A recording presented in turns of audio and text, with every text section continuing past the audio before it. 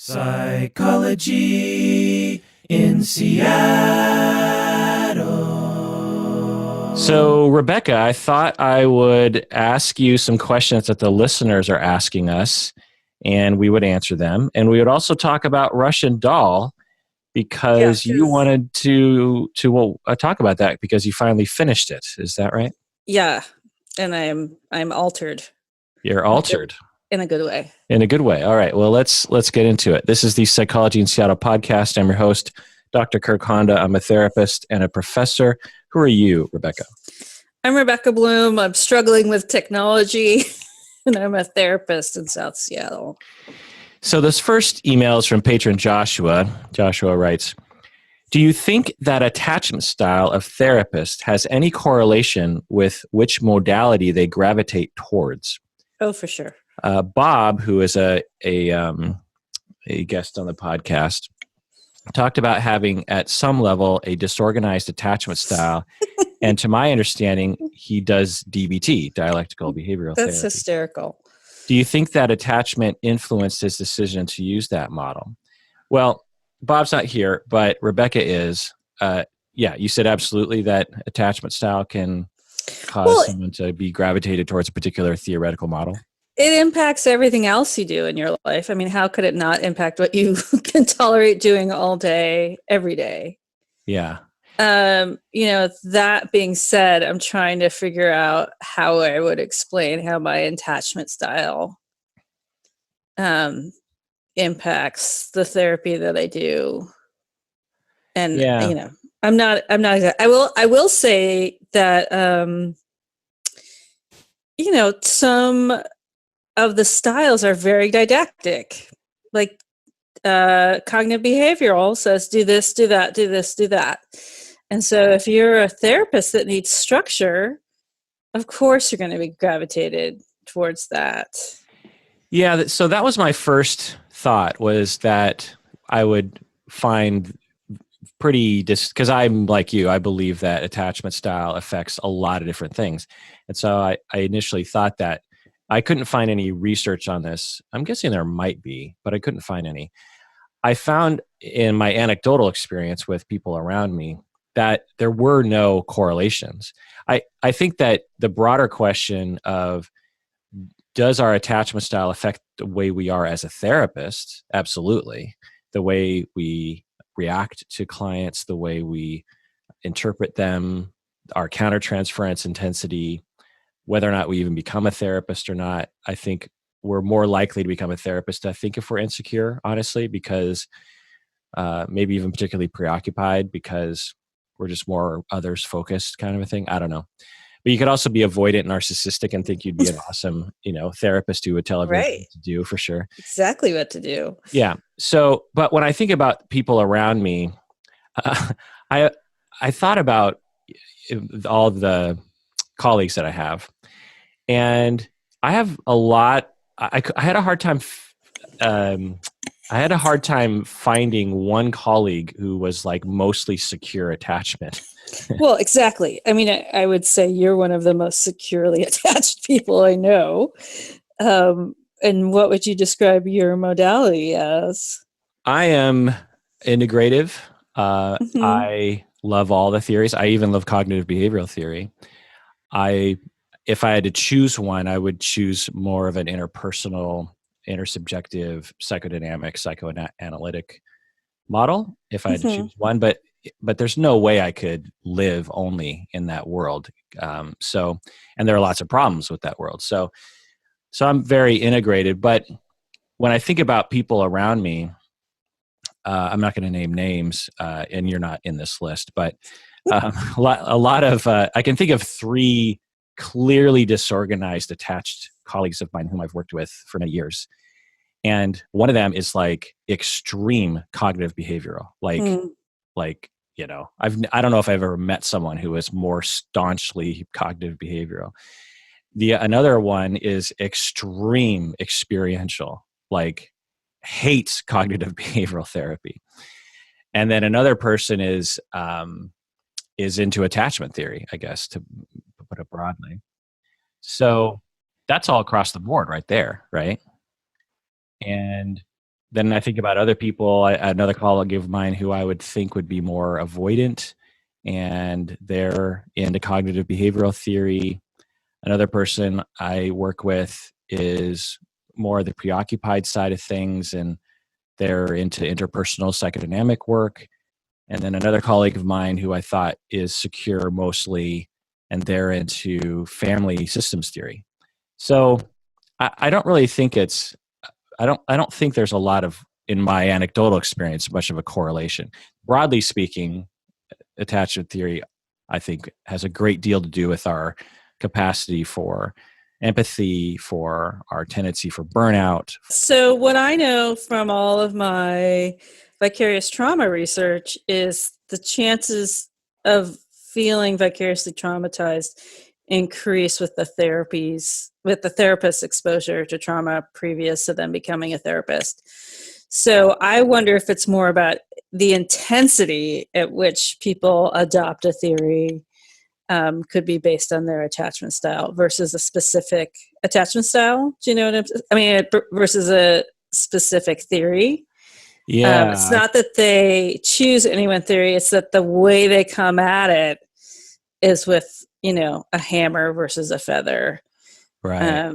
And, I would say that's could be true of me, that in times where I feel less secure, I turn more intensely to different theories.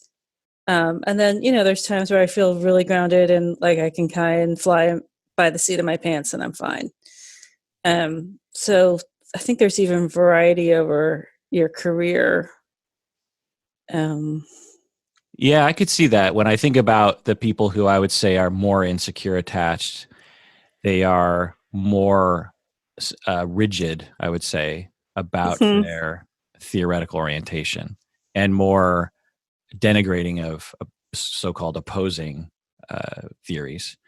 Great. Yeah, I think that's interesting. Yeah, because when you grow up with mistreatment or neglect or uncertainty, you will look for safety where you can find it, and there's a general sense that danger is out there.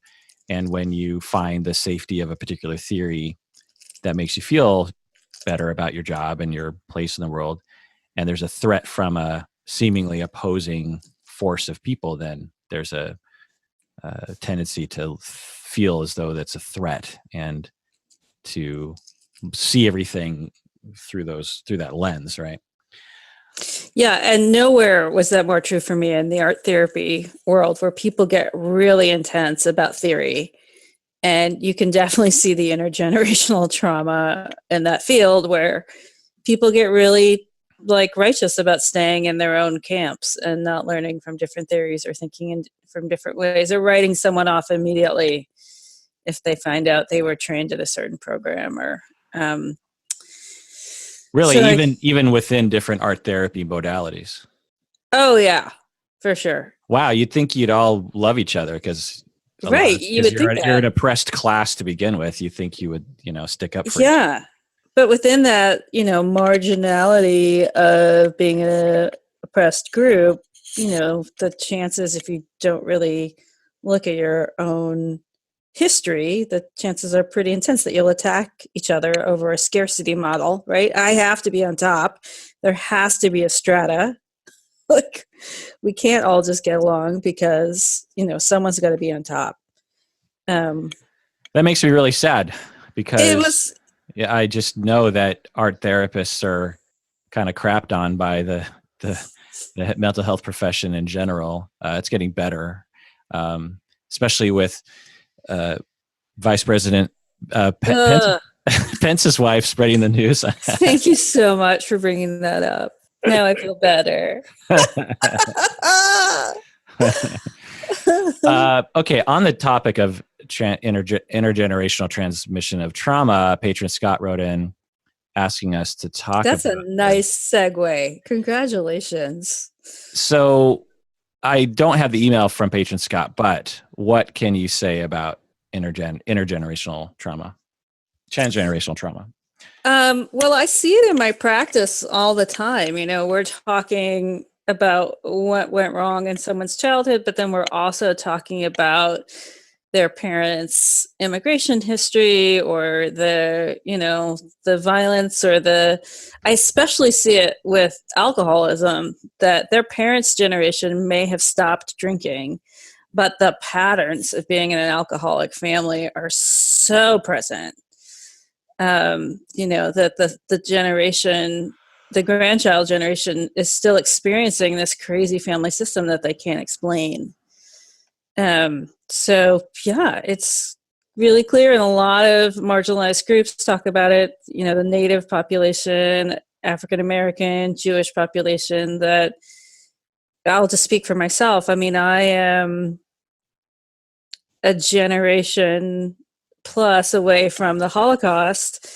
A lot of my friends are children of Holocaust survivors, but it feels to me like it happened yesterday. Like, I mean, I know that level of terror and of not trusting, and it seems very close, although it was over, I don't know, 40 years before I was born, 30 years before I was born. So yeah, I that's how I experienced it. I don't know. What would you say about it? You say 40 years, but you know how many years? 25. Yeah. It was 25. I just figured it out. It was 25 years. When I was just thinking about this the other day. World War II ended 25 years before you and I were born. Yeah. And I thought, like that would be like a 25-year-old today, or someone born today is the same distance between like grunge or like when grunge died, when Kirk Cobain died. Right. So someone born today, which feels like yesterday. I just had a dream about him 2 nights ago. Really? What was it about? I was trying to get back to this party to get my stuff. And then there goes Kirk Cobain skateboarding by, and he's smiling. He looks so happy. And I just got entranced by looking at him like, oh my God, you're okay and you're happy. God, thank God. Oh yeah, you posted it on Facebook. Yeah. But it was like so profound. Like, there goes Kirk Cobain on a skateboard. Yeah. So someone born today, Kurt Cobain will have died 25 years before they were born. Crazy. When we were born, it was 25 years after World War II. That's nuts. It's nothing. Yeah. Nothing. Yeah. Just nuts. It hasn't been that long ago. And I remember when I was young and I would hear old people talking about how things didn't happen that long ago. They'd be like, World War II wasn't that long ago, or World War I wasn't that long ago, or Civil War wasn't that long ago. And I was like, are you insane? It was a long ass time ago. It's basically like another planet, But the older you get, the more you realize, nope, like things really just are, a snap of the finger, so to speak, to use a Avengers reference. But so yeah, I can speak for myself a little bit in that for Japanese American immigrants in the United States, one, there's the trauma of living in a country Japan, where there was famine and you would need to emigrate to survive. And then when you are in the States and you are oppressed and treated like a second-class citizen, or not even a citizen, you're treated like a second-class human being, and there are laws passed by the government in Washington, D.C. to stop people like you from gaining citizenship the way that other people can, and from immigrating and all this kind of stuff, and then from owning land, and then you live in a racist society in rural Washington, and there are certain jobs that you can only do because no one ever sees you, like farming. When you're farming, no one ever sees you. You're just you're out somewhere far away in a field and you're toiling away. And so, and you couldn't buy land, you had to lease it, and the landowner could, scam you for all your money. And it was just, a lot of really horrible times and a lot of just trying to survive. And then the government locks you up during World War II, even though your children were born in the States and your children's children were born in the States, and they're all citizens of the country, the same way that all the other people who are born in the United States are treated as citizens, and yet they're imprisoned for a number of years. And then you're let out, and there's no help, there's no apology, there's no recognition for decades. And Japanese culture itself is sort of set up to deal with that in such a way that's very silent. I can't remember the exact saying, but there's this popular proverb, so to speak, in Japanese culture that essentially is just like, look, deal with it. Mm. That's just life, and there's also a certain pride and honor in dealing with it. It's sort of like the quiet martyr is a very upheld archetype in Japanese culture, much less so than in the United States anyway. If you ever watch like anime or Japanese culture movies, there's often a central figure who is the quiet martyr of like a very silent, non-emotional, someone who is probably suffering, but you would just never know. And that is a definite streak in my family. I mean, that mechanism of just like shut down and Right. and Yeah. don't speak up and deal with it and don't ask for help. It's all absolutely there, exacerbated by the various traumas that, and so I'm suffering from that legacy, right?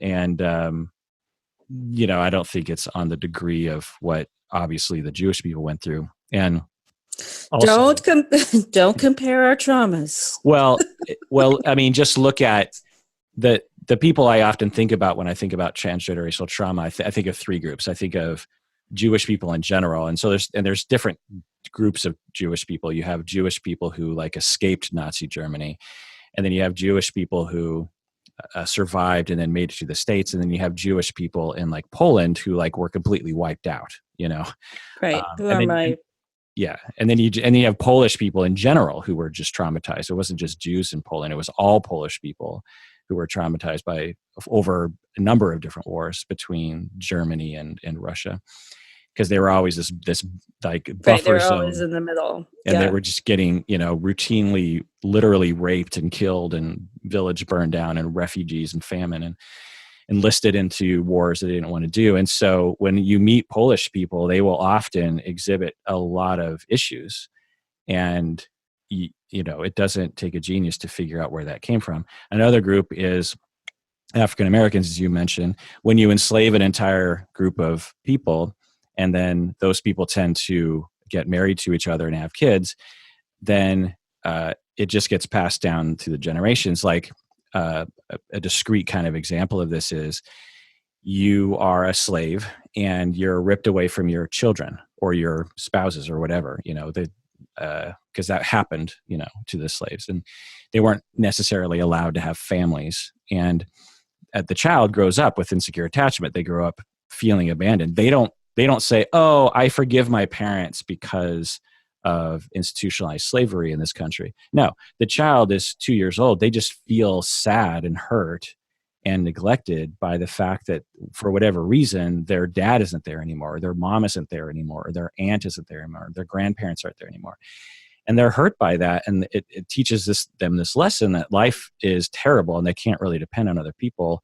And maybe they're not even worthy of themselves. And so they grow up and then they have their own kids and they struggle with marriage because they have these massive attachment injuries. Well, guess what happens? Well, their kids also have massive attachment injuries. And then those kids get married, have kids, and the cycle just goes on and on and on. And unless there's some systematic intervention with certain populations to help them to be to help them to bring them up to like the average attachment injury of like the general population, then you're just going to see crime, you're going to see dropout rates, you're going to see more drug addiction, you're going to see more divorce, you're going to see more children out of wedlock, you're going to see self-esteem issues, you're going to see relationship issues, education problems, job problems. And no one seems to be pointing at that, right? It's all like, well, it's racism. And for sure, racism is a part of it. But attachment injury is fundamental to one's personality. And so I don't know if you've talked about this on your show, but with the trauma-informed care, there's this great interview with Oprah Winfrey is kind of discovering trauma-informed care for the first time. And she has that school for girls in South Africa. And she talked about how after learning all this, she completely changed the curriculum of the school. that until you address the trauma and calm the nervous system, nobody's going to learn any new skills. You're just putting Band-Aids on. But for real systemic change to happen, the whole community needs to feel safe. And that's really different than one or two people feeling exceptional and moving on. And so I think that's, I know trauma-informed care is on its way out now. I don't know what's coming in. But that idea that the first step that needs to happen is to calm the nervous system. Why is it on the way out? Something's on the way in. I don't know. I'll have to look it up. Something better? I think it's trauma-informed community care, that you really have to address the needs of the entire community, not just the single person. Yeah, I'm a big fan of that. It's something that as a profession, we have neglected in this really horrible way. It's clear from the data that public health and our, the marriage between what you and I do in our offices and public health is not being done very much. I took classes on community psychology, and it really opened my eyes to all this. And there's just so much we could be doing. Like, I don't know what community trauma-informed care would be, but imagine if you just had a number of different professionals. Again, you have to raise tax dollars for this sort of thing, and politicians who care to allocate such things for that. And then you just start, you get these talented people who have all this enthusiasm, and you just sort of set them loose, and they can figure it out. Okay, we'll go to the community centers, we'll go door to door, we'll get different parties going, and we'll talk about this and we'll talk about that, and we'll help the parents with their own emotional regulation. We'll help the parents attune to their kids as a group. We don't have to isolate particular families into a room. Right. We can do this as a group. We can make it fun. We can make it non-stigmatizing. We don't have to call them clients. We don't have to say that they're patients or they're in mental health. We're just talking about like fun parenting stuff, and things, and the benefit to society that this would have. I hate when we have to do this, because the benefit should just end there. We should just, when someone falls down and I reach my hand down to pick them up because they've fallen down and they've hurt themselves, I don't need some other benefit other than the fact that I just helped someone. That's my secure attachment kicking in, right, Rebecca? It's good to give. It feels good, and it's right. It's moral. But in today's world, you always have to tie it to some kind of like future gain, which is which is actually easy to identify, which is when you have an oppressed group of people who have been traumatized through dozens and dozens of generations, and they're experiencing racism and all these other horrible things. And you start with the families when the kids are young, when the kids are, 6 months old, and you raise the abilities for 100 of these parents in a community to regulate their own emotions, to process their own traumas. Maybe not in therapy, but just kind of, there's skills you can teach people, or sort of principles you can tell people about trauma, self-care, so to speak. And then parenting, attuning to the kids. And you do that. Well, what happens is all those kids end up growing up with more secure attachment. They're less likely to drop out of school. They're less likely to commit a crime. They're less likely to become addicted to a substance. They're less likely to break into your car. They're less likely to break into your house. They're less likely to shoot your neighbor. They're less likely to be a drain on the welfare system, so to speak. There's so many benefits that are absolutely demonstrated by empirical observation, and it boggles the effing mind that what we focus on is just locking people up. And I'm like, okay, great. Lock people up. Fine. I'm not saying we should just let people, roam the streets who need to be, if someone victimized me or my family, I'd be like, lock the person up. But the point is that prevention, and data shows, it's not like some woo-woo nice person in a bubble talking. It's like, this is hard science, and it's obvious. It's obvious. And the fact that we don't have a society focusing on things, and everyone just holding up pickets about like the symptoms of the problem instead of the problem, it just drives me crazy. Yeah, I hear you. And I worked in the South Bronx for a year, so I really, really saw it. Here's what society looks like when society collapses. Did you see evidence of attachment injury in those people? Oh my God. Yeah. And you'd see people who were on all sides of the foster care system. They'd grown up in the foster care system. They'd lost their own kids to the foster care system. It was just, it was very intense. Yeah. One of the most stark parallels that I would see would be, I would be working with a family, and I would sense that the mother was like completely done with parenting and of this 14-year-old daughter. And she just seemed like, I'm done. I have no more energy for this. I want the state to take my kid away. I'm done. And once investigating, I figured out that she was somehow separated from her parents when she was 14. Like she had to run away because of abusive parents, or her parents were drug addicted or something, and she was put into foster care when she was 14. And it all started to make sense that this attachment is not only generalizable to someone's overall personality, but it can also become extremely reflective of the way we lead our lives as parents. Even though we know as 14-year-olds, when I grow up and I have kids, I'm not going to do this to my kids. Right. But, and often clients have no idea that there's this kind of key, that they're repeating something really unconsciously. I mean, that's the work. Often, it's what's that? Good Will Hunting. He has that magic moment where Robin Williams says to him, I don't know, you did enough or something, and the light bulb finally. It's not your fault. It's not your fault. Sorry. I don't know what the answer is.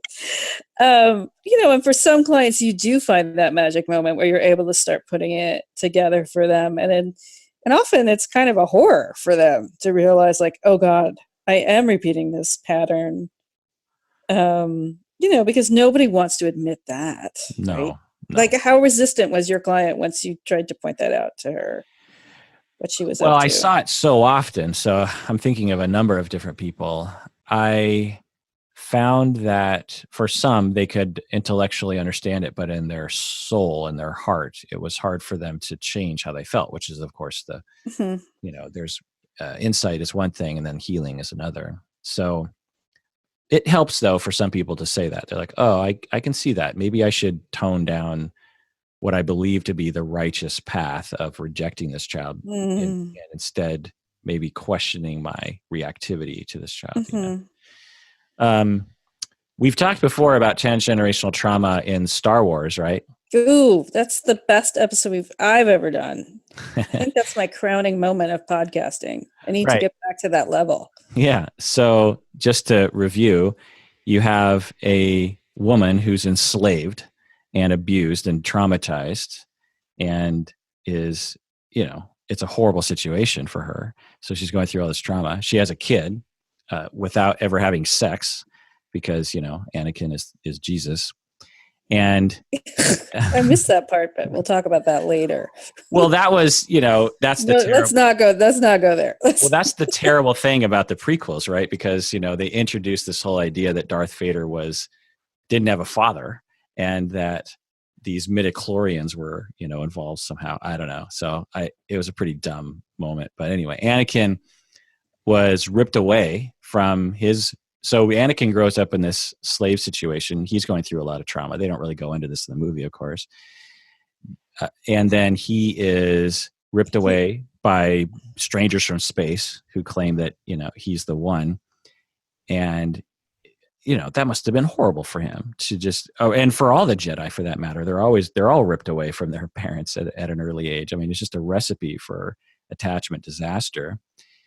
Then he starts seeing visions because he's strong in the Force about his mother being in trouble. He goes back to his home planet to find that she's been kidnapped, and then she dies in his arms. And he was supposed to be the powerful one who could He actually, can't save her. right. No matter Oh, how, I'm crying. yeah, no matter how powerful he is, he can't even, Anakin, it's not your fault.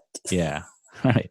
So that's the primary trauma for him. And he is going through some complicated grief at that point and blames the Jedi Council because they're holding him back. If they didn't hold him back, he would have been able to save his mother, which of course would make sense. I mean, there's total analogies to our, regular earthly life about this. People will blame themselves when their spouse dies or their child dies or their parents die. They will blame the physicians. They'll blame the person who died. They'll blame society. And some of it might be valid, but if not supported or processed somehow, it can really grow into some, real ongoing pain. And that's what Anakin experienced. Anakin falls in love with Padme because he's desperate for some kind of attachment because he's been completely ripped away from her, Well, and she's hot. I mean, it's not like, he did pick a good person, True. And so like, then he fell in love with a puppet. I mean, she's like hot, and she has a similar story, but has good attachment. Right. And so he starts seeing visions of her dying. And since he's still in massive grief about his mom and he's blaming the Jedi Council, he starts to turn to the Emperor for some support, who is giving him real answers. Like, well, there's a way. There's a way to use the Force to actually bring people back and to help them. And so he's like, okay, I know this is kind of wrong, but I'm out of the Jedi Council and I desperately want attachment and I'm not going to let this one go. And so he goes to the dark side and kills everybody. And then she dies anyway, which, people have a problem with, exactly how that happened. It's like she died of a broken heart. But anyway, he's traumatized further. And then his kids are taken away from him, which can't. He doesn't even know, right? Yeah, he didn't know. But the kids are raised by foster parents who were perhaps a little ambivalent about raising kids. I mean, I don't know about you, but when you watch Star Wars: A New Hope, the connection between Luke and his quote unquote aunt and uncle didn't seem very strong. You know what I mean? I don't know. Maybe they are hard working on a desert planet, though. I mean, right. Maybe there's just not a lot of room for a lot of touchy-feely love. That's true. A lot of moisture machines, a lot of droids to take care of. There's a lot of things to take care of. Yeah. Luke and Leia both feel a longing for something. And Luke, his parents or his foster parents die, ironically, by his dad's orders, right? And then he latches on to Obi-Wan, who proceeds to die very quickly.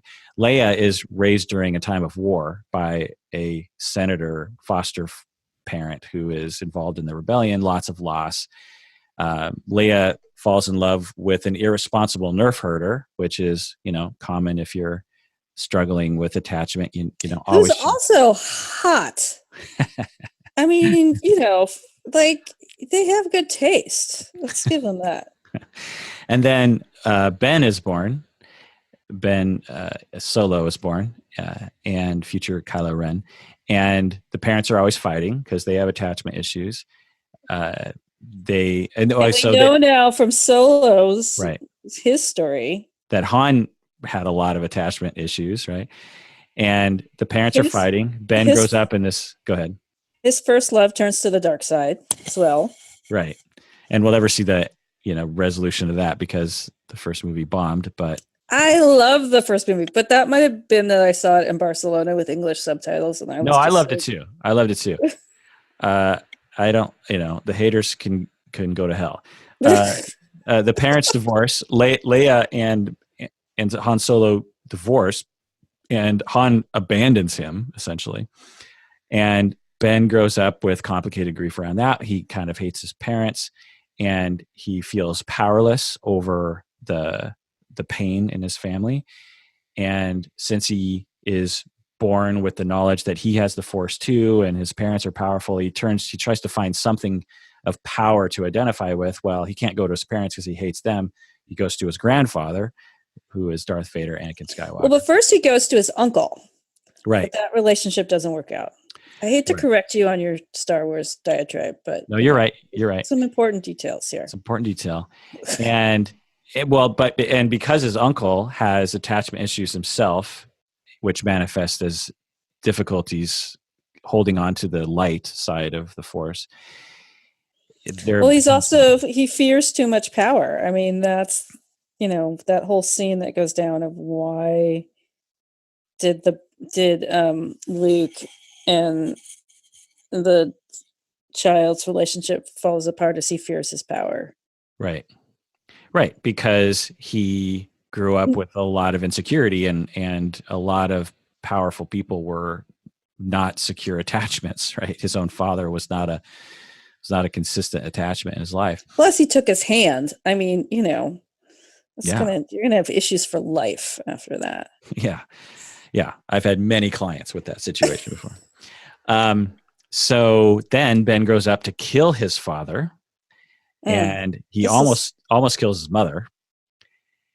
And, God knows what. He tries everything in him to kill his uncle, but he doesn't understand that it's merely a projection.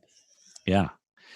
So, and God knows what Kylo Ren and Rey's children are going to be like. I mean, what kind of attachments are they going to have? So that's the latest gossip? That's what's next? Well, I'm kind of trolling people on the internet right now, and Berto included, because there's some people who really want Kylo and Rey to get together. There's a whole thing called Reylo shipping. Have you heard of this before? No, but I'm dying to know more. So you know how they're the flat earthers and that kind of thing? Yes. Well, you have the Kylo the Reylo shippers is what they're called. Rey Kylo shippers. Because they really want them to be in a relationship. There was a similar thing with like Harry Potter. I can't remember what two characters people really wanted to get together. That seemed weird. I think it was like Snape and somebody, I don't know. But now there are people who really want them to get together, and there's all these like hints in the movies that they're going to get together. Then you have a whole other group of people who are like incensed at the idea of these two people getting together, and like there's an ongoing war. Just look it up on the internet. Yeah. Look up Reylo shippers, and like you will see just like, and it's ridiculous because it's like, you realize that just one guy is going to write this story, and he can make it go however he wants it to go, and it's not like a real thing, but anyway. Well, and I was fascinated because I sent you the trailer. I was so excited, and you said I don't watch them. Yeah. And I was wondering how long that had been the case. Like, and how do you run out of theaters? What do you do? How do you maintain this strong limit? I look down at my feet and I cover my ears. But no, I've since watched the Rise of Skywalker trailer. And what do you think about the Emperor laughing at the end? Well, he's always laughing. I mean, when is he not laughing? He thinks this whole thing is a joke. I mean, he sets everyone up. But people are really upset because they're like, wait, he's dead. You can't bring him back. They're really upset. Like Umberto is like very upset. Very upset. A lot of people on the internet are upset. And I don't know. I'm reserving judgment because the marketers of movies now are so clever with their trailers. Because I could see like Kylo Ren is just like talking to him in his mind, and he laughs in his mind. I mean, he's so, attached to that dogma that even if he's dead, he's still carrying him with him. Right. How's that for some crazy Jungian crap right there? I could see that. All right, let's take a break. And when we get back, let's talk about Russian Doll. What do you say? Russian Doll.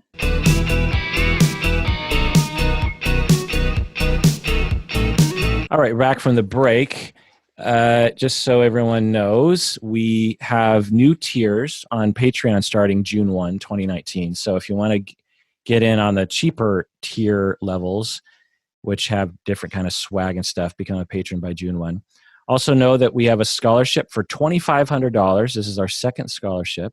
Amazing. You can apply for it on our website. The due date is June 30th. We've already had a handful of people applying. When people are writing their quote unquote essay, some people are not providing enough detail. And Detail, everyone. yeah, so Devil is in the details. yeah, it's important that you prove really that you are really thinking about some of these questions, that you're not just like writing one or two sentences. Also, are you doing anything in the near future that you want to plug? So my book is just simmering along. It's going to come out super soon. Like maybe, so we're at the beginning of May. I bet by July it'll be out. Vicarious Trauma Illustrated. I've hand painted about 50 panels, looking at how vicarious trauma is explained through psychoanalytic, Jungian, feminist, narrative, and mindfulness theories. What's it going to be called? Vicarious Trauma Illustrated. And it'll be available on Amazon in July 2019. Yes, fingers crossed. Also, we're doing Discord, which is a chat forum kind of thing. And the cool thing about it is that it's really fun because there's all these different channels. And I'm planning on being on there every Thursday at 2:00 Seattle time. Really? Yeah. So if you want to join us, Rebecca, it could be fun. Okay, tell me again. 2:00 Every Thursday, Discord. every Thursday. All right, I'll look into it. Yeah, so you have to go to the Psychology in Seattle server. There's a Psychology in Seattle server, and then there's different channels in that server. And you have to get a Discord account, which is pretty easy to do. And I often will post the link on social media when we're about to go on. So Russian Doll, what'd you think of it? God, I loved it so much. I feel altered. Like I want to make a TV show now. I'm blown away by what happened on the television set. You want to make a TV show? Yeah, of course. Like you want to make a TV show in the same vein? Oh yeah. What would it be? I don't know. But I think what she did, talk about intergenerational trauma. I mean, what she did in terms of exploring addiction in terms of, and using the metaphor both of video games and of New York City feeling like an endless loop, was just amazing. And it's funny, I listened to the podcast that you guys did previously about it, and then I watched a bunch of shows by her and the director, who's the same woman. Leslie Headland? Yeah, same woman that did Bridesmaids.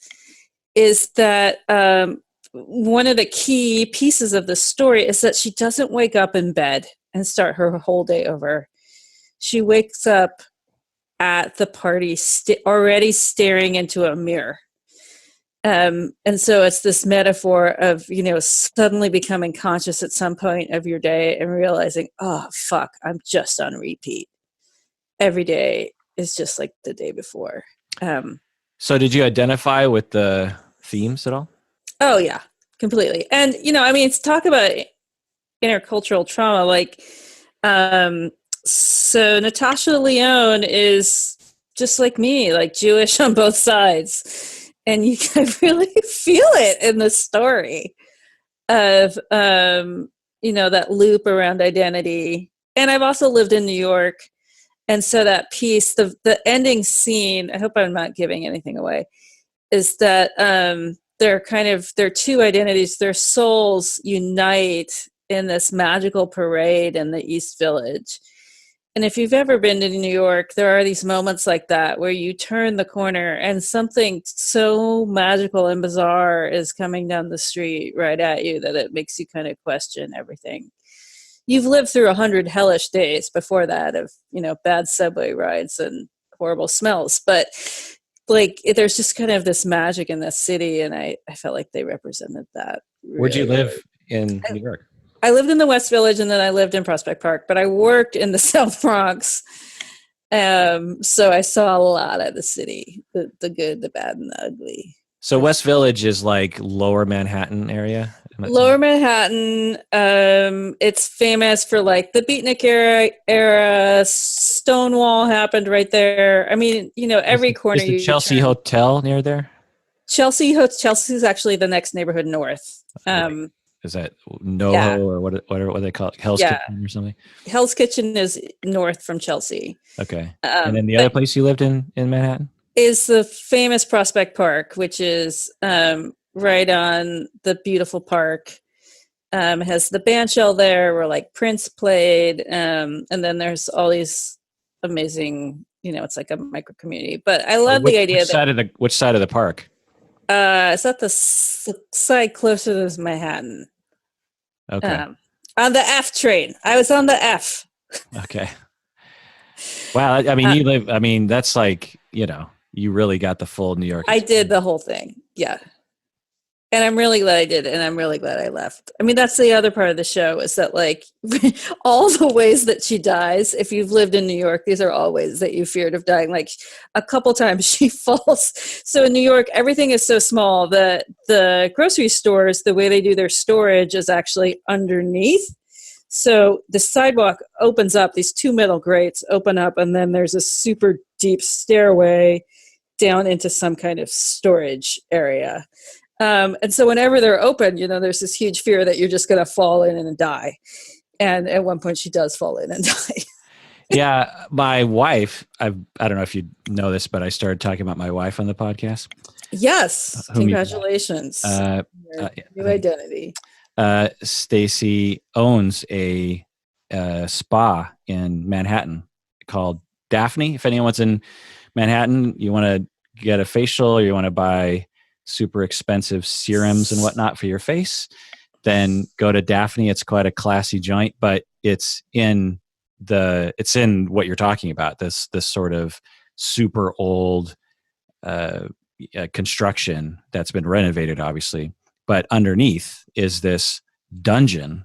Terrifying. Yeah, with the rats down there. It might look fancy on the outside, but let me tell you, the vermin. Yeah, and it even goes under the street. Like it's not just under the building. It's like a tunnel that kind of goes, like someone tunneled under the street at some point to like expand the basement. And when they were renovating and moving in, it was just like, what do we do with this down here? I mean, it was just this really, and you have all these fancy spa women staring into the hole going, what do we do? And, but anyway, yeah. Plug for Daphne in Manhattan.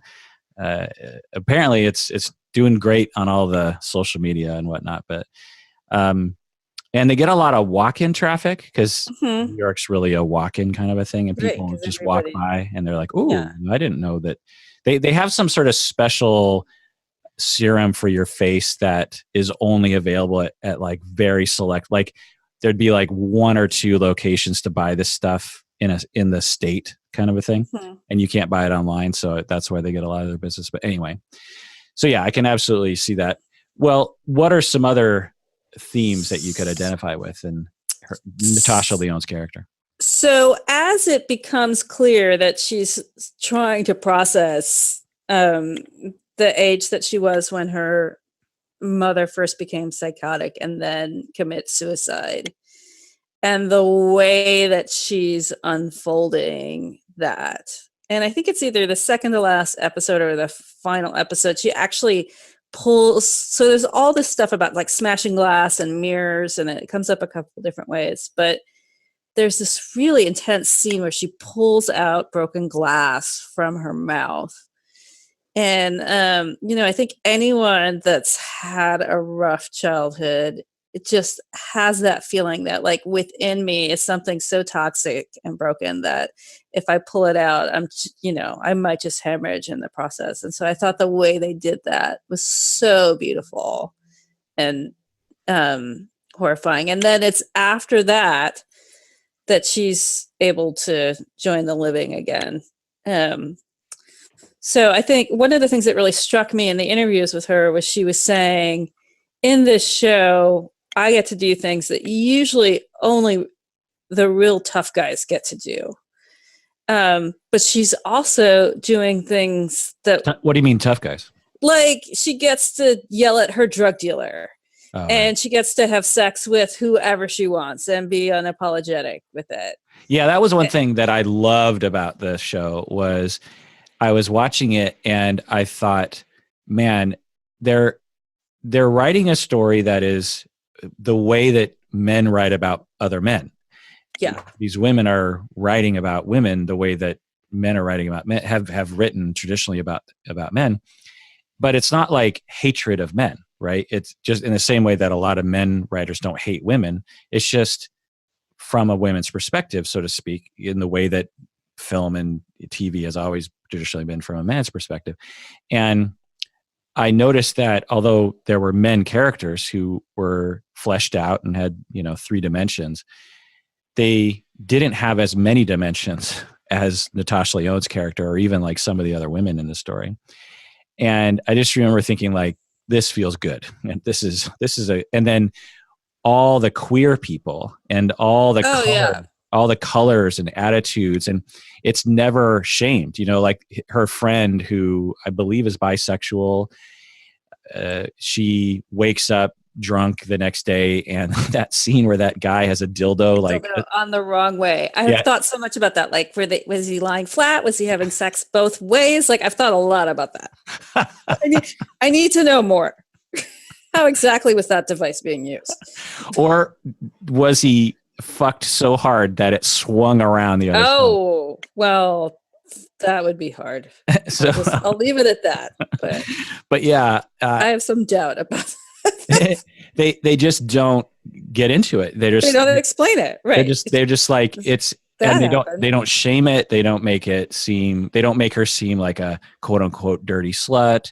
They don't make her seem like she's unhealthy. It's all just healthy, sex positive. And even drugs are dealt with in that way. It's just like, yeah, people take drugs, big fucking deal, deal with it. You know what I mean? Like most people have taken drugs and they're fine. Like we don't have to make it seem like it's this, like even the drug dealers who are downstairs are these like nice people, or they're like, hey, how did it work for you? And she's like, not very well. Yeah. And they're kind of concerned. They're like, oh, and her drug dealer is like this Indian guy who seems like the guy who's upstairs. He's like the sweetest guy you've ever met, I think he's Sikh, if I'm not mistaken. Mm-hmm. And so, I just loved that as a person of color myself. It just boggles me, like I watched Avengers Endgame. Have you seen it yet? No, I probably won't. So feel free to spoil it. This isn't a spoiler really, but they talk about how diverse it is now, and it's heading in that direction. I commend them, but there isn't a goddamn Asian around except for Wong, which is like this super secondary character. And I'm like, hey, America, something like, I don't know, 5% of us are Asian American. So how about like, throw us a bone every once in a while, especially now on some level, it's like, well, these aren't really Asian characters. Well, they changed Doctor Strange's mentor from an Asian person to a white woman, and he goes to Tibet. Doctor Strange goes to Tibet, climbs a mountain, enters a temple and finds Wong, who's an Asian guy, but the top person is a white Asian woman. And that character would have been so appropriate to just make an Asian person, even though it's a very secondary character. But it's like, even when you have like what would be logical to include an Asian person, they still refuse to allow an Asian person to take that role. And it's really bothersome. Yeah. I mean, that's the other thing about this, is that also there's a variety of Jewish women. Like, she is a Jewish woman who's also a computer programmer, also a drug addict. Then you have maybe my favorite character. Oh man, where is she? She plays the rabbi's secretary. The rabbi secretary, yeah. Yeah, she was hilarious. Yeah. Tammy, she plays Shifra. So this idea that like as a non-compliant Jewish person. I know that feeling of like walking into a Jewish environment. You're like, I need something. And they're like, we don't need to give it to you because you're not, you don't come to temple and you don't do all these things. But she's desperate. And that wonderful moment where Shifra blesses her and says, it's just going to be okay. One, she says, I know the answer for the problem that you're having now, which is so Jewish. It's like we have a prayer and a moment and a way to be with pretty much any catastrophe you could imagine. And then she just takes a moment and she offers it to her, which was just so lovely. And then there is her godmother, who's also a therapist, who is portrayed, is also doing EMDR, which I thought was really interesting. Right. Ruth Brenner, who she shows up at her house over and over and over again, and you learn the complicated nature of their relationship, that she raised her, they were their parents, she was best friends with her mom. She knew her mom was psychotic. She took her in at some point. There's that wonderful scene where they're discussing what their safe word was when she was a teen. And then I don't know. I just love that character so much. So as you're watching it, are you in a glow of wonderment? What's going on for you? Am I ever in a glow of wonderment? I'm thinking, I guess it is. It's kind of like it's just a wow. Like, wow, I've never seen characters like this that I could relate to. Also a wow that Natasha Lyonne is like still alive. This is kind of a random story, but long, long ago, I was in France at the Louvre waiting to get in, and she was 2 or 3 people ahead of me. So at the time, I'm like 27, so she's probably in her early 20s, and she was clearly high out of her mind. And I remember thinking like, oh, I've seen that girl. She's a really talented actress. Man, doesn't look like she's in such good shape. You've probably seen her in the cheerleader movie where she's a lesbian. Or American Pie, or and then was that an important movie to you back then? American Pie, or no, I thought it was cute. The cheerleader movie where I thought it was cute. Yeah, I remember liking it, but I mean, did you know you were a lesbian back then? Yeah. Because at the time, I remember thinking it was one of the only, I don't know, accessible movies that was about lesbians and their plight, or gay people in general, and the conversion therapy that they went through and stuff. And there were other movies, but that one was almost geared towards more mainstream audience in some ways, Yeah, I remember loving RuPaul's character. I remember loving that RuPaul was in that movie. That's what stood out the most to me. Yeah. But anyways, if there's any Rufus Wainwright fans out there, the song Natasha is about Natasha Lyonne, which is just like, God, please just stay alive. Like, why is it so hard to keep you alive? We all love you so much. You're so talented. Please don't die on us.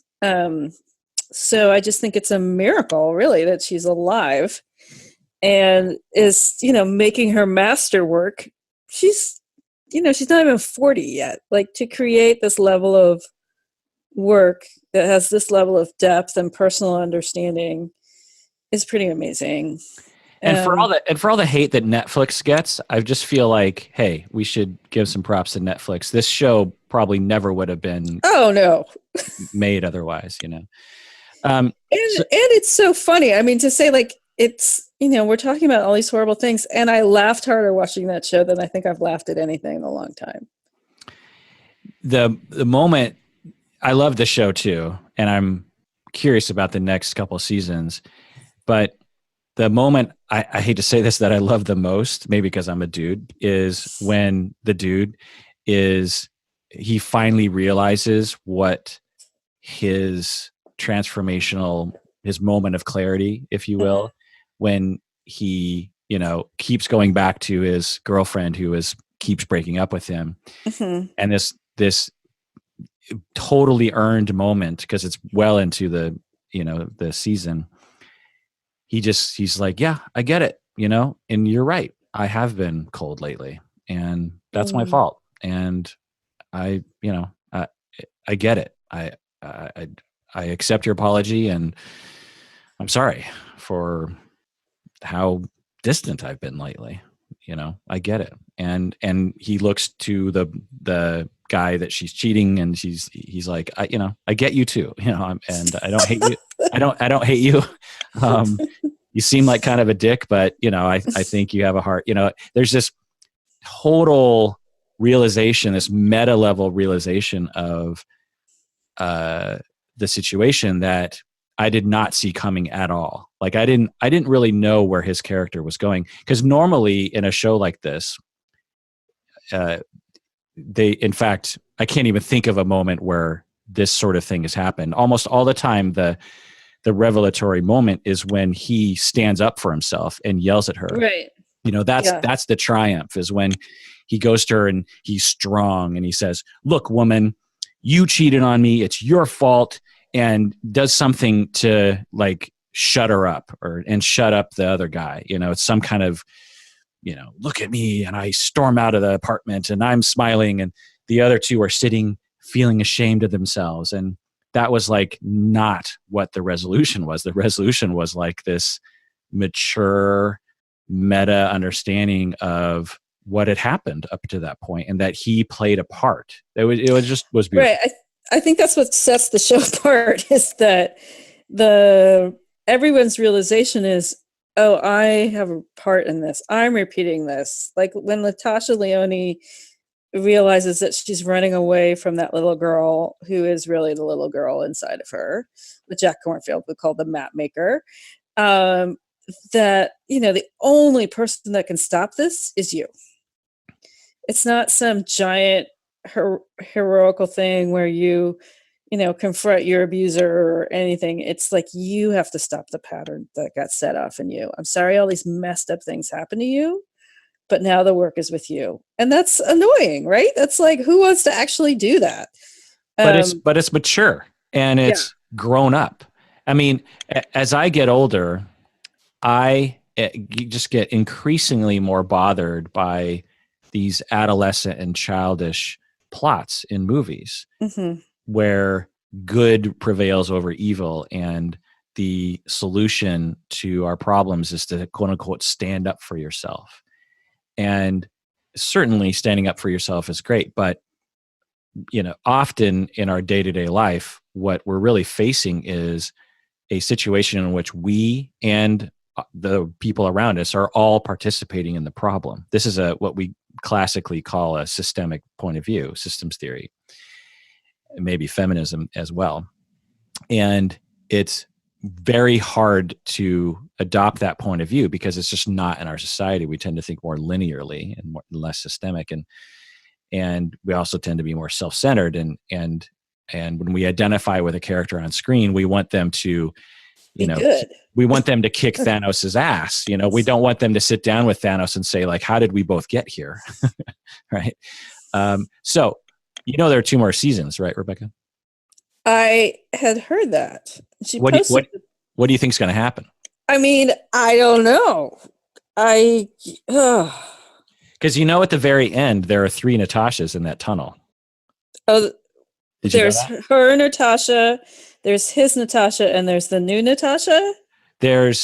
You see 3 different Natashas. She's walking through the tunnel, and then 2 Natashas pass her on either side. If you got it goes by really fast, but that's some meta stuff. I'm gonna have to go back and look at that. Well, what I think is going to happen is the other 2 seasons are going to be the other stories of these 2 other Natashas, and then in the last season, all 3 Natashas are going to come together somehow. Like I don't really know exactly, but I think that there's going to be a lot of interesting twists. Well, or are they going to do Transparent, where they start going back intergenerationally to look at how we got here?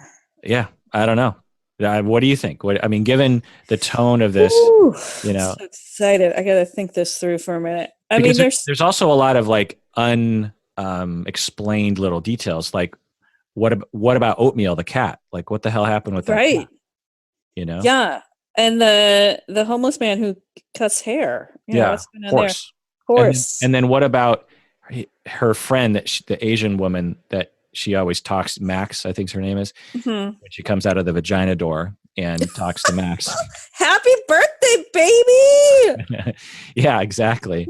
And when everyone is disappeared, Max is still there, Right. and Natasha's like trying to like level with her, and Max is like, "I'm sorry, I can't."